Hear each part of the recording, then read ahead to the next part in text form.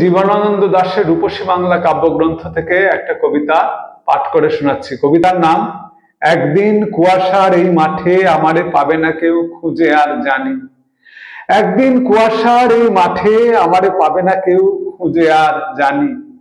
হৃদয়ের পথ চলা শেষ হলো সেই দিন, গিয়েছে সে শান্ত হিম ঘরে, অথবা সান্ত্বনা পেতে দেরি হবে কিছু কাল।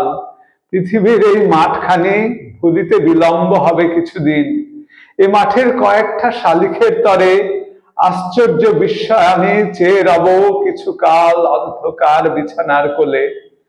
আর সে সোনালি চিল ডানা মেলে দূর থেকে আজও কি মাঠের কুয়াশায় ভেসে আসে। সেই ন্যাড়া অশ্বত্থের পানে আজও চলে যায় সন্ধ্যা সোনার মতো হলে। ধানের নরম শীষে মেঠো ইঁদুরের চোখ নক্ষত্রের দিকে আজও চায় সন্ধ্যা হলে। মৌমাছি চাক আজও বাঁধে নাকি জামের নিবিড় ঘন ডালে। মৌ খাওয়া হয়ে গেলে আজও তারা উড়ে যায় কুয়াশার সন্ধ্যার বাতাসে।